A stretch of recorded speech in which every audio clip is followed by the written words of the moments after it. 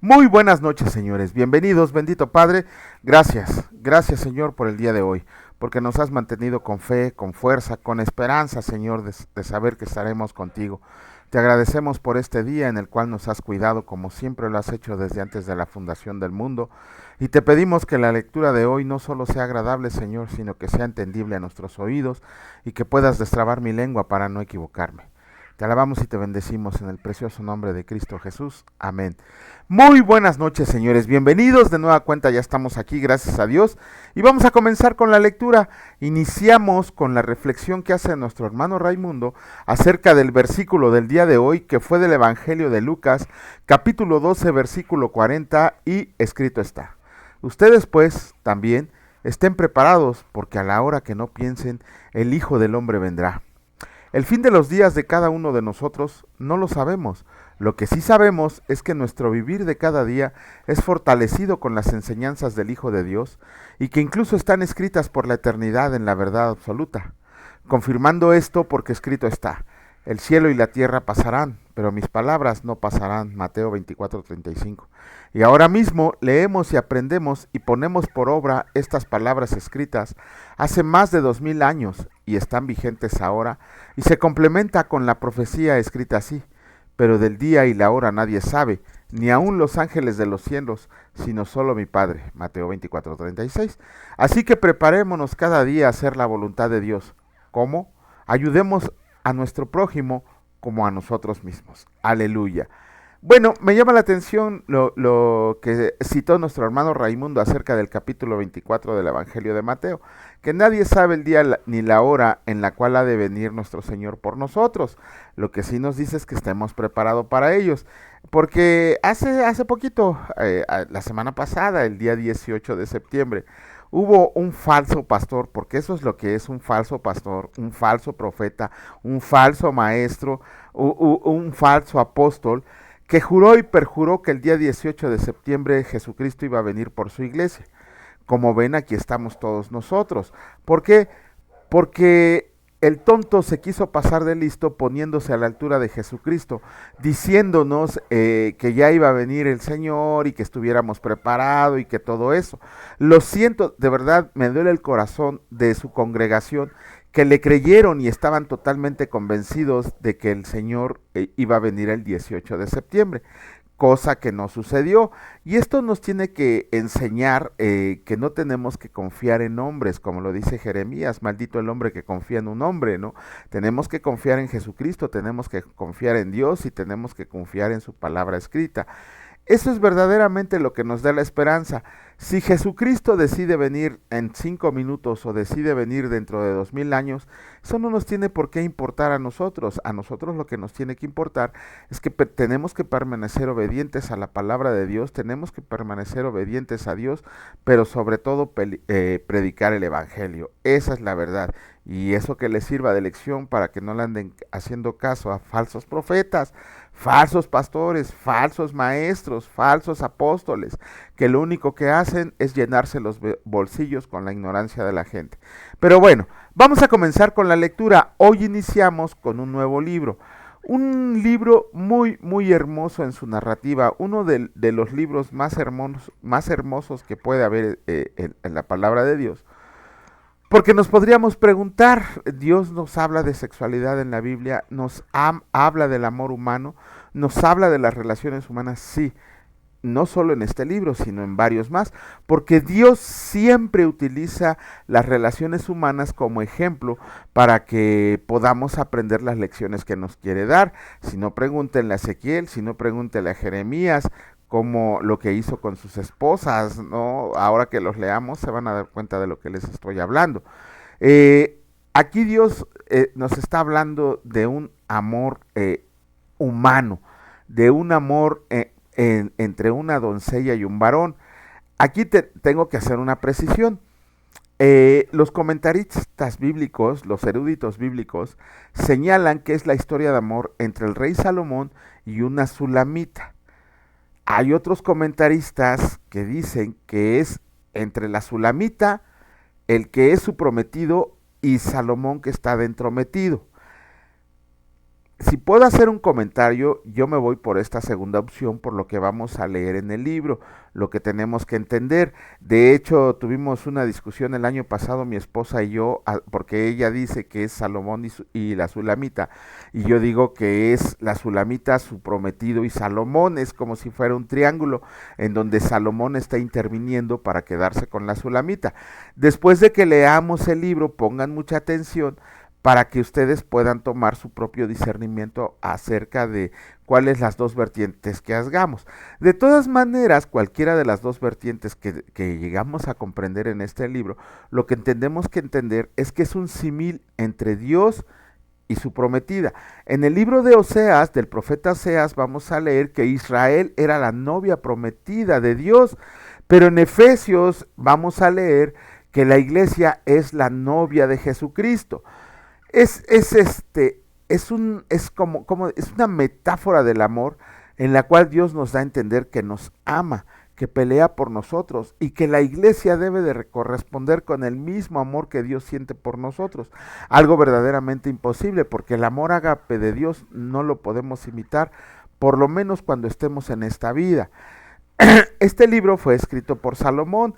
De hecho, consideran que es el libro más hermoso que escribió, uno de tantos libros que escribió. Sabemos que Salomón reinó 10 siglos, antes de Cristo, y toma su nombre de la Septuaginta Canticum Cantorum, que significa el canto de los cánticos, ¿no? Después, en una versión latina, le pusieron Canticum solamente, que significa cantares, nada más. El nombre en hebreo se los debo porque se me olvidó, no lo puedo recordar, mi mente no lo puede recordar en este momento porque son 3 palabras en hebreo, pero no lo puedo recordar. Siempre les prometo que se los digo mañana, pero se me olvida.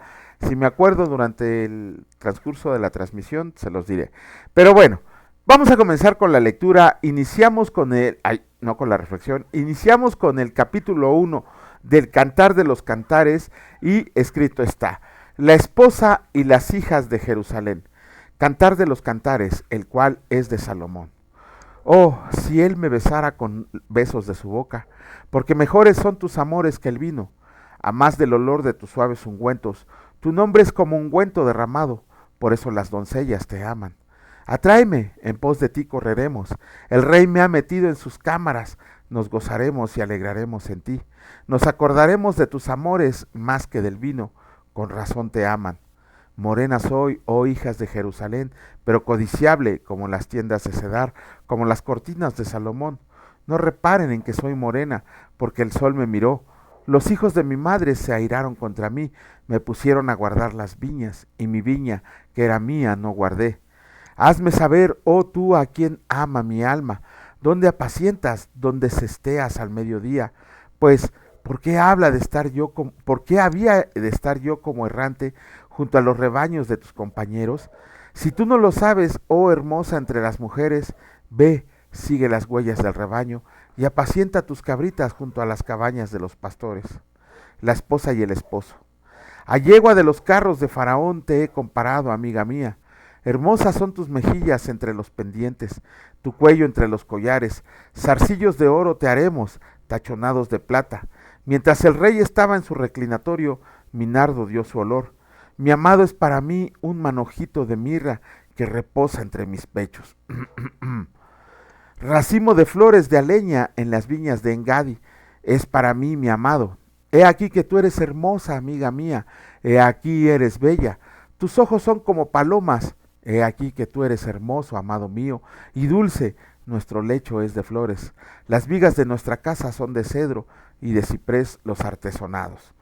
Capítulo 2 del Cantar de los Cantares, escrito está: Yo soy la rosa de Sarón y el lirio de los valles. Como el lirio entre los espinos, así es mi amiga entre las doncellas.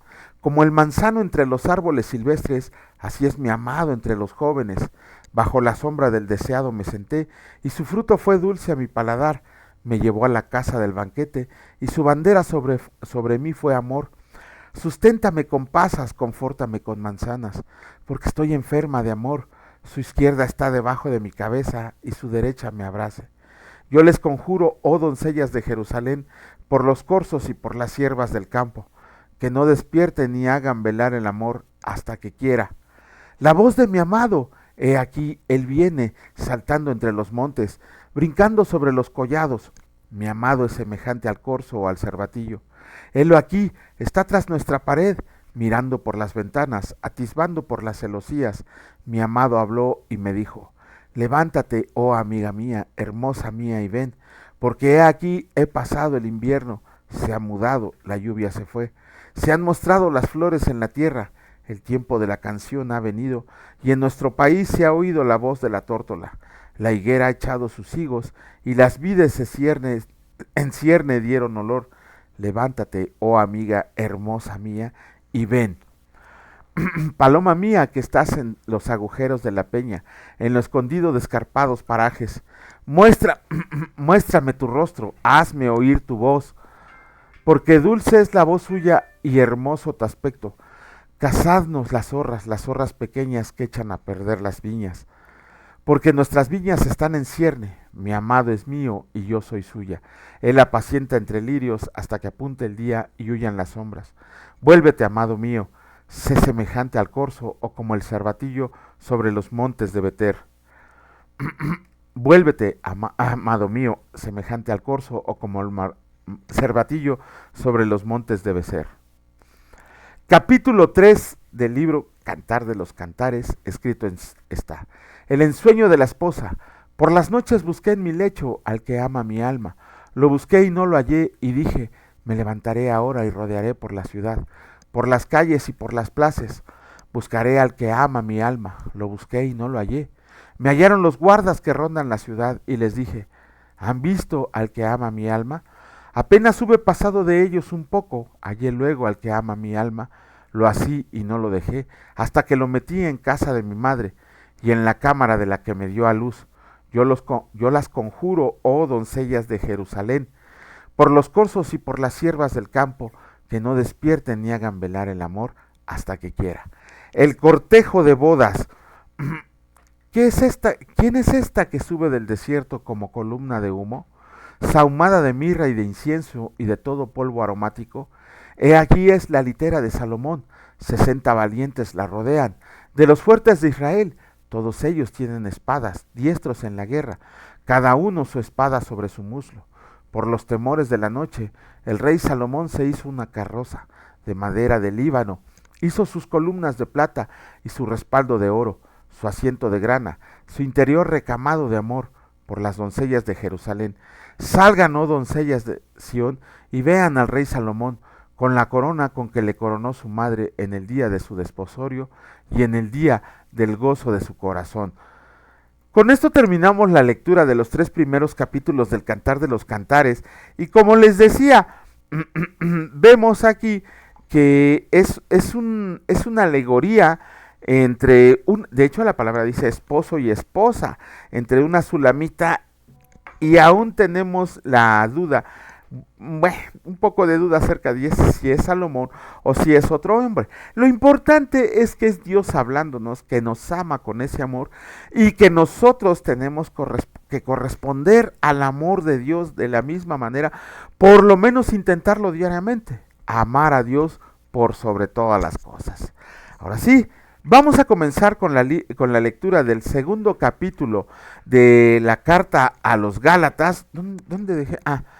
De la carta a los Gálatas, y escrito está: después, pasados 14 años, subí otra vez a Jerusalén con Bernabé, llevando también conmigo a Tito, pero subí según una revelación, y para no correr o haber corrido en vano, expuse en privado a los que tenían cierta reputación el evangelio que predico entre los gentiles.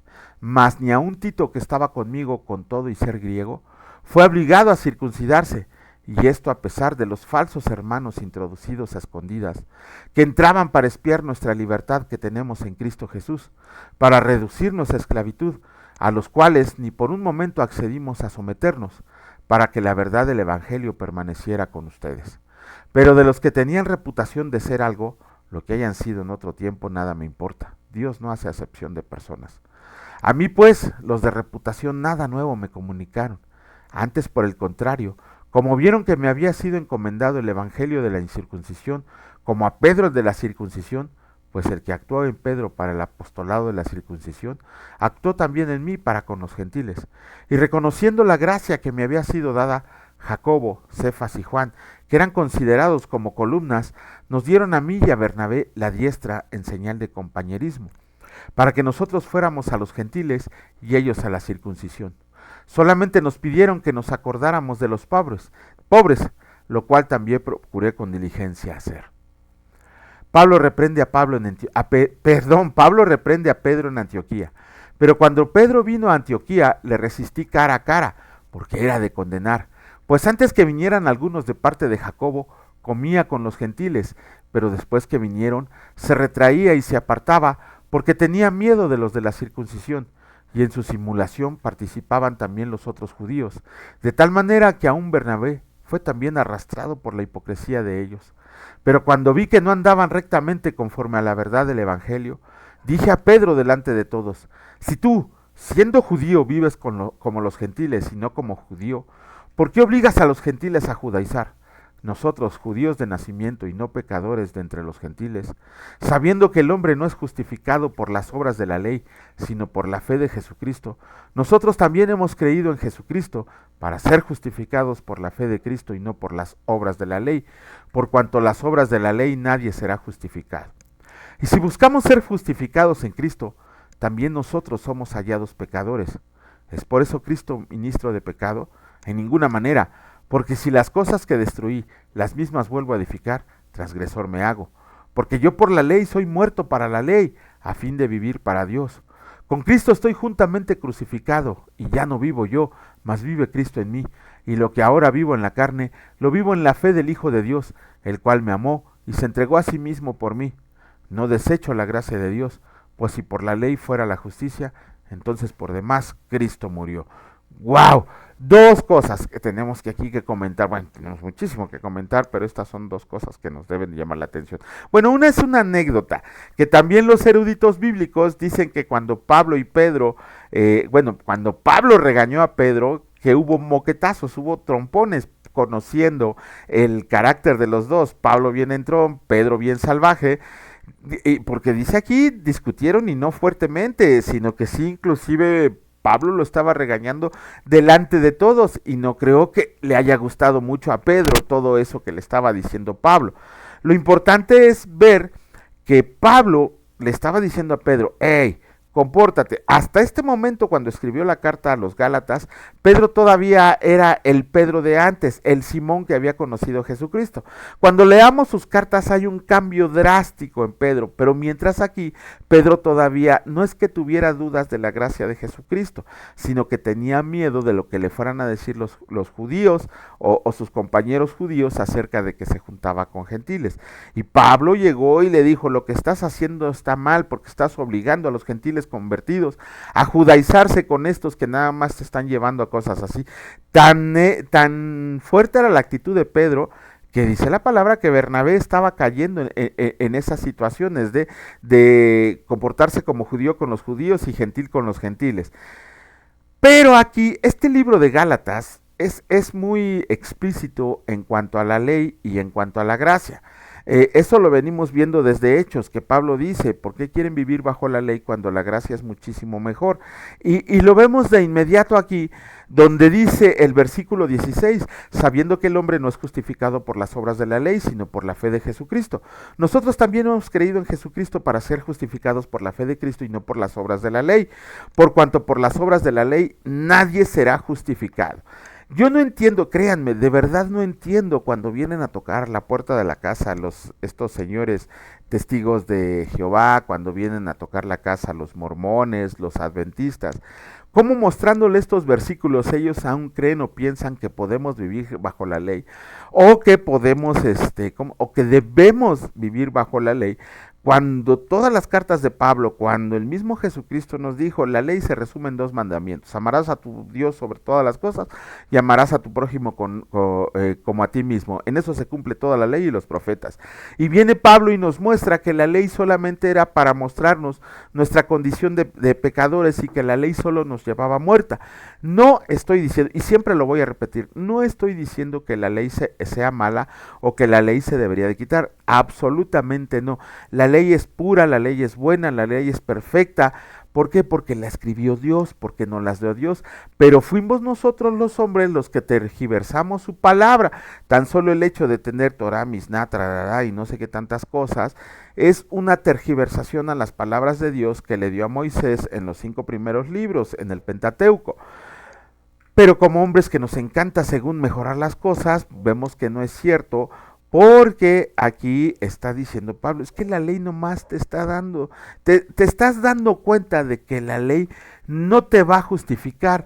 Ninguna obra que hagas, nada que quieras vivir bajo la ley, te va a poder justificar delante de Dios. ¿Por qué no entiendes que es Jesucristo el que te justifica? Es el único que tiene poder para salvarte, para regenerarte, para instruirte, para comunicarte la salvación de Dios. Y aún así no quieres entender, sino que quieres seguir viviendo bajo la ley, cuando la ley no te va a justificar. Lo único que va a hacer es conducirte a muerte y muerte espiritual. Y sin embargo la gracia de Jesucristo nos conduce a vida eterna. Pero desde aquí Pablo está haciendo hincapié en que Cristo no es ministro de pecado. ¿Qué quiere decir? El hecho que no vivamos bajo la ley no quiere decir que tenemos un permiso para pecar. Todo lo contrario.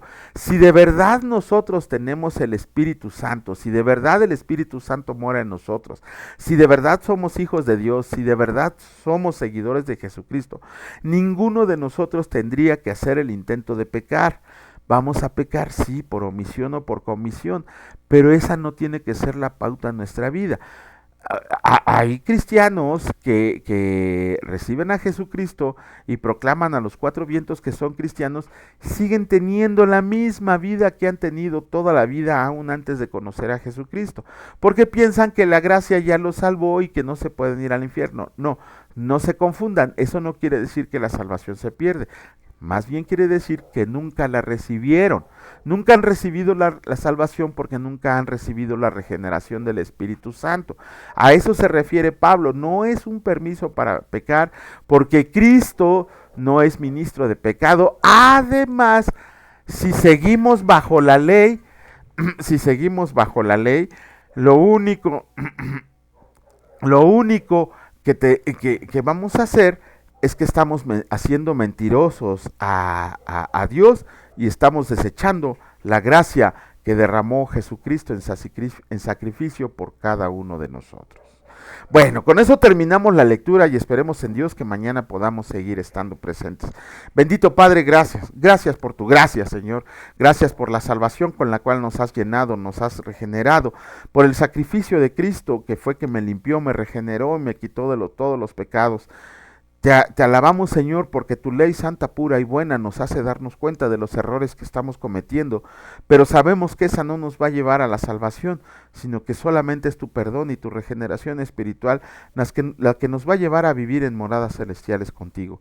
Gracias, mi Dios Padre Todopoderoso, por estar presente en mi vida y en la de todos nuestros escuchas. Te agradecemos porque cada día somos más que estamos dispuestos a seguir tu lectura, a comprender, Señor, los misterios que tienes velados para cada uno de nosotros y a revelarnos por medio de la lectura de tu palabra el propósito y la voluntad con la cual tenemos que seguir viviendo. Bendito seas, mi Dios Padre Todopoderoso, en el precioso nombre de mi Señor y Salvador Cristo Jesús, por siempre y para siempre. Amén. Que Dios les bendiga, señores, y si Dios lo permite, nos vemos el día de mañana. Cuídense mucho, hasta luego.